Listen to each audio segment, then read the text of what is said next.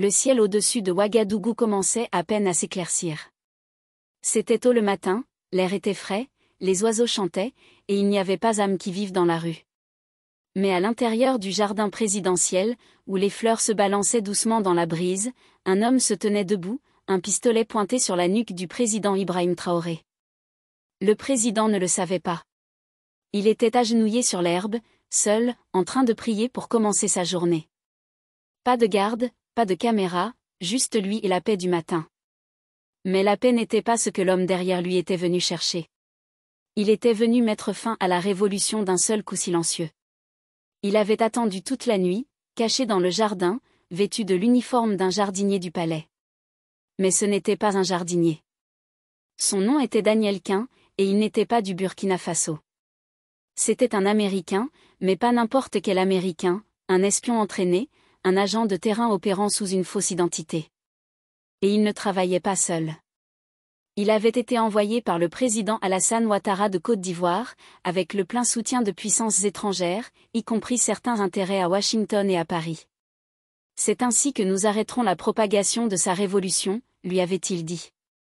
Un seul coup propre, et c'est fini. Mais les choses ne se sont pas déroulées comme prévu, car juste au moment où Daniel retirait la sécurité de son pistolet silencieux, le président Traoré murmura quelque chose sans se retourner. « Tu as parcouru un long chemin pour mourir ici, n'est-ce pas ?» Daniel se figea. Comment savait-il? Avant qu'il puisse réfléchir, l'herbe autour de lui bougea, et en un instant fulgurant, Traoré se retourna, donna un coup de pied pour faire tomber l'arme de la main de Daniel et le plaqua au sol. Daniel était entraîné au combat rapproché, mais ce qu'il n'avait pas prévu, c'est que Traoré avait été formé en Russie, à Cuba et au Sahel. Son style était brut. Rapide, imprévisible, et pire encore, Traoré ne flancha pas même une fois. En quelques secondes, l'assassin fut immobilisé, les deux bras bloqués dans le dos. C'est alors que les gardes se précipitèrent enfin. Traoré les regarda calmement et dit « Personne ne tire. Ce n'est pas juste un tueur à gages. C'est un message, et je veux l'entendre directement de sa bouche. » Daniel fut traîné dans un bunker privé sous le palais. La pièce était sombre, faite de pierre, avec une seule chaise au milieu. Ils l'assirent, menotté et en sueur. Traoré entra seul dans la pièce. Pas de garde du corps, pas d'armes, juste lui tenant une petite tasse de thé. Il la posa sur la table. « Parlons, dit-il.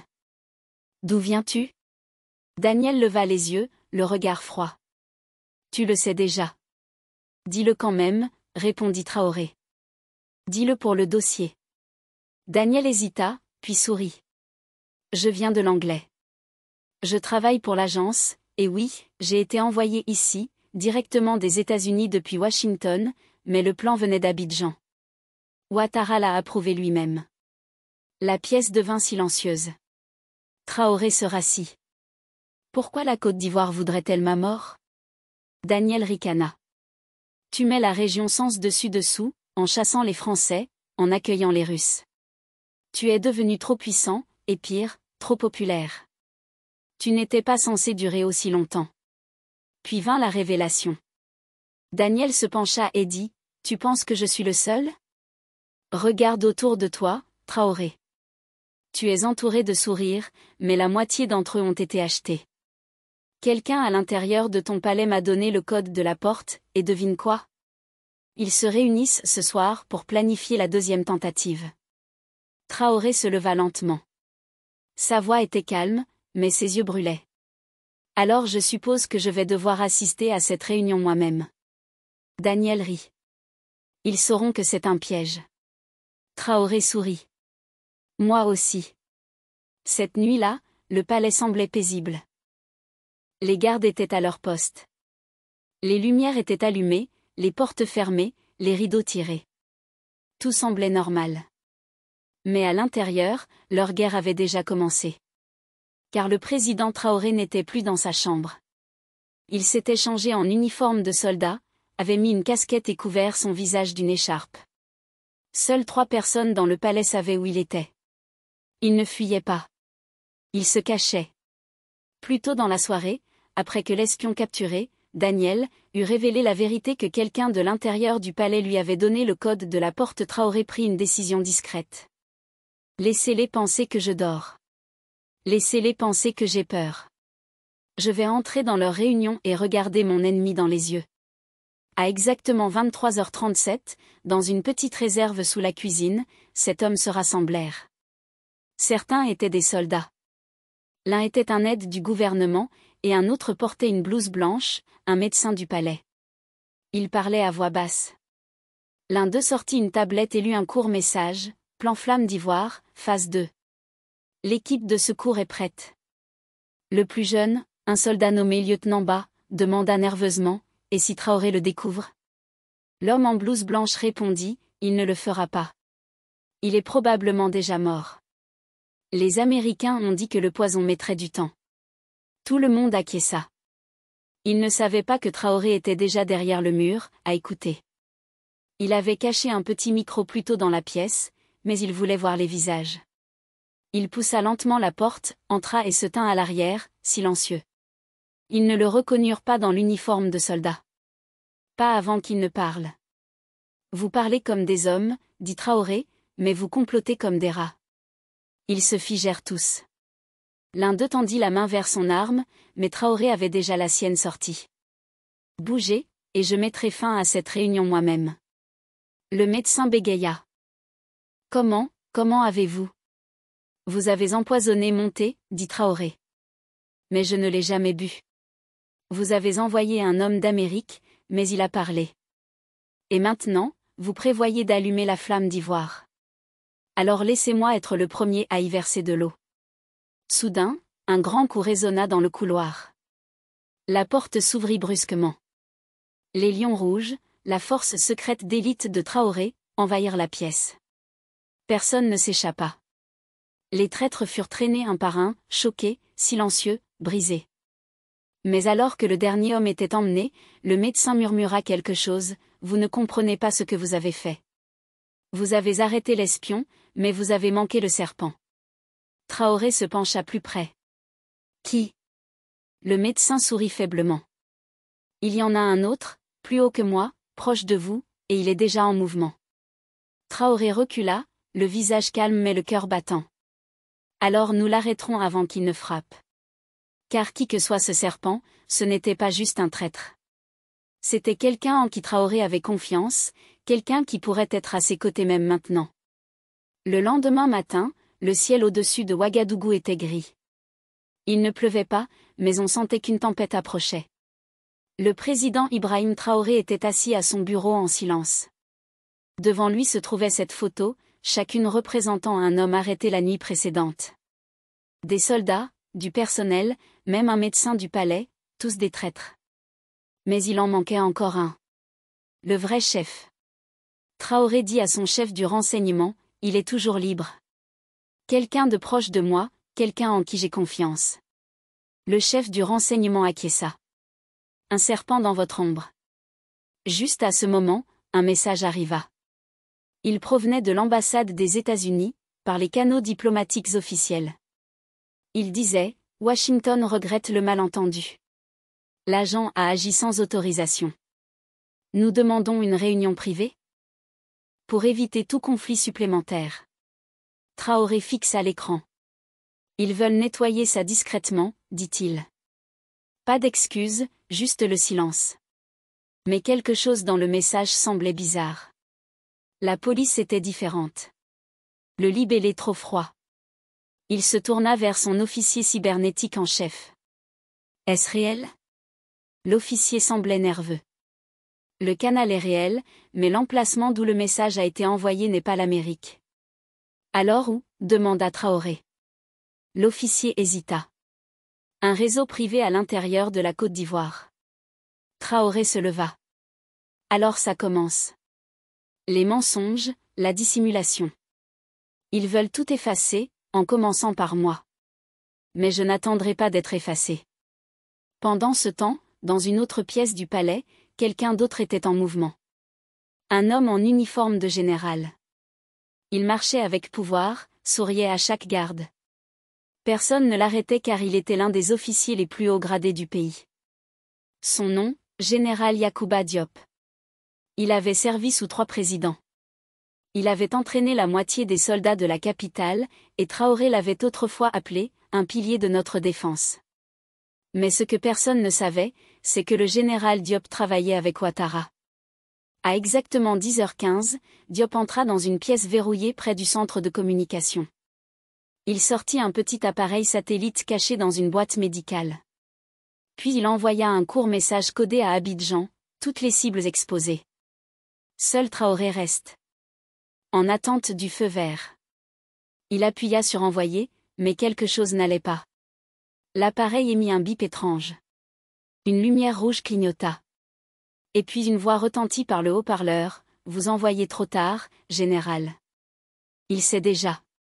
Le visage de Diop pâlit. Il se retourna et là, à la porte, se tenait le président Traoré. « Nous avons trouvé votre signal il y a des jours, » dit Traoré. « Nous avons surveillé vos messages. Nous avons écouté vos faux appels. Même les Américains ont sous-estimé jusqu'où vous iriez. » Diop ne parla pas. Il tendit la main vers son arme de poing, mais avant qu'il puisse la toucher, un garde des Lions Rouges brisa la fenêtre et le plaqua contre le mur. Traoré s'avança, calme comme toujours. « Vous avez entraîné des milliers de soldats, mais vous avez oublié que la loyauté ne s'enseigne pas. Combien vous ont-ils payé pour trahir cette terre ?» Le général Diop eut un dernier rictus. Ce n'était pas de l'argent. C'était de la peur. Ils m'ont dit que si je n'aidais pas, le Burkina Faso brûlerait. Traoré le regarda droit dans les yeux. Alors laissez-les venir avec le feu. Nous répondrons avec le tonnerre. Alors que Diop était emmené, Traoré se tourna vers ses officiers. Préparez la base aérienne. Nous allons à la frontière. Il est temps de rendre visite à la Côte d'Ivoire. Le soleil était haut sur le Sahel lorsque le président Ibrahim Traoré monta dans un petit SUV noir en direction du sud. Pas de drapeau, pas de convoi officiel, juste 4 lions rouges de confiance en civil et une mission. Leur destination, la frontière entre le Burkina Faso et la Côte d'Ivoire, mais pas pour la guerre, pour un avertissement. Traoré avait reçu la confirmation, les ordres pour l'éliminer venaient directement de l'intérieur du commandement militaire ivoirien, avec le soutien discret de mains étrangères. Il décida donc de faire quelque chose que personne n'attendait. Il alla vers eux. 3 heures plus tard, le SUV s'arrêta dans une station de douane abandonnée près de la frontière. Là, attendant avec 2 véhicules blindés, se trouvait le général Kouassi, un officier de haut rang sous le président Alassane Ouattara. Il ne sourit pas en voyant Traoré sortir de la voiture. « Ce n'est pas votre terre, monsieur le président », dit froidement le général Kouassi. « Vous venez ici sans préavis, cela pourrait être considéré comme une menace. » Traoré jeta un dossier marron sur la table entre eux. À l'intérieur, des images satellites d'un camp d'entraînement ivoirien, des enregistrements audio de l'espion Daniel Quin, des registres de vol de mercenaires venus du Sénégal.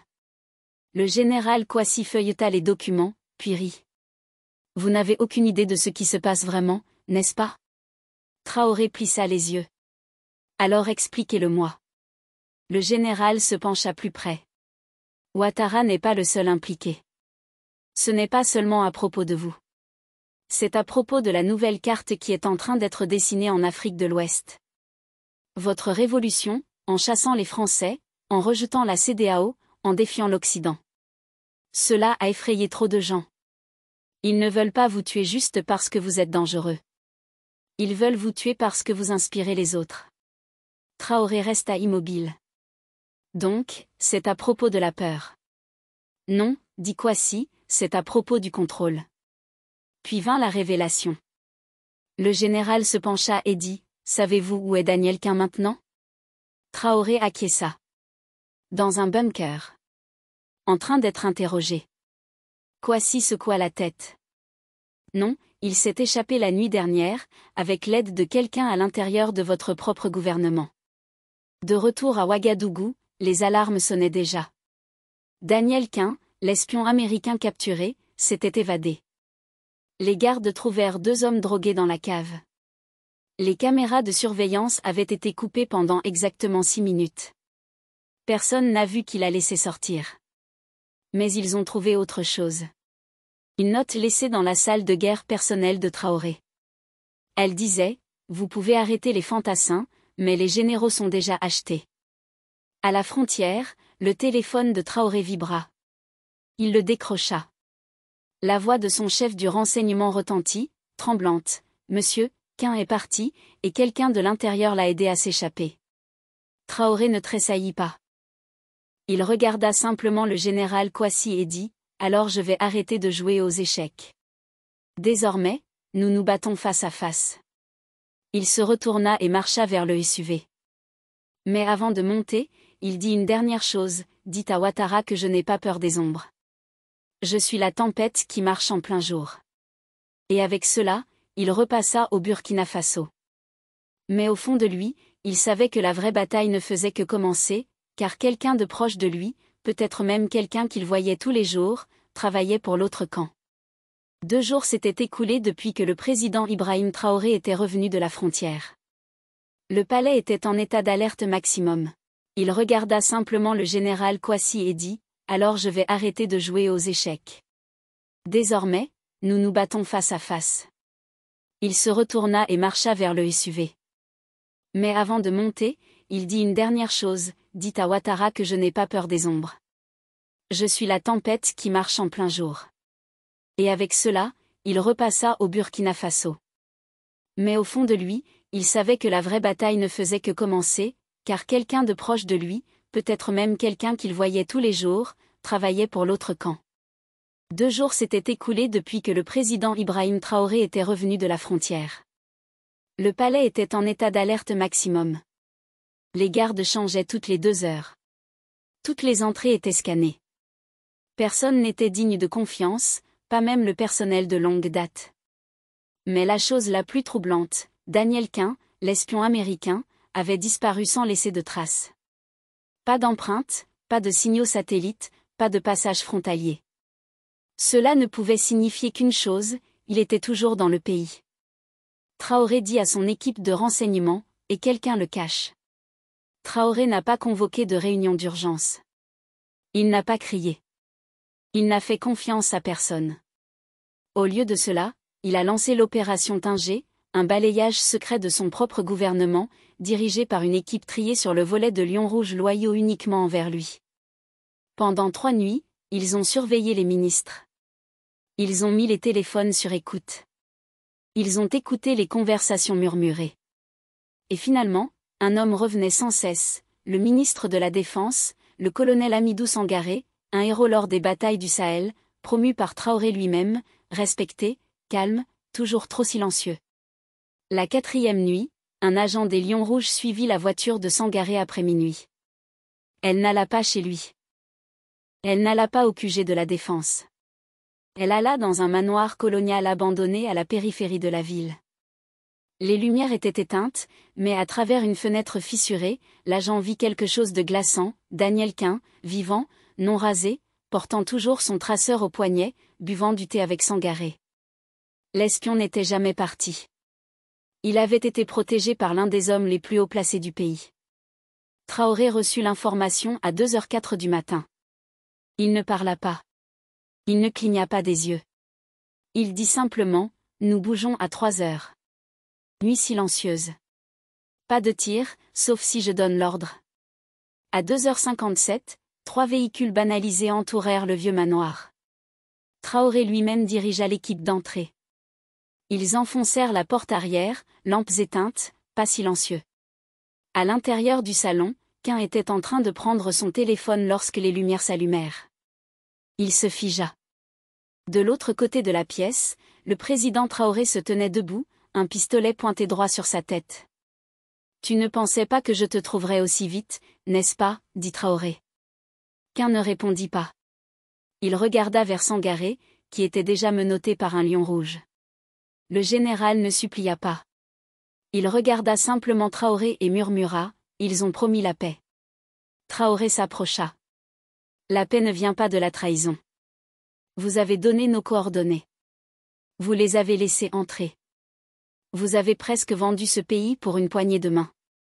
Quin parla enfin: tu es intelligent, Traoré.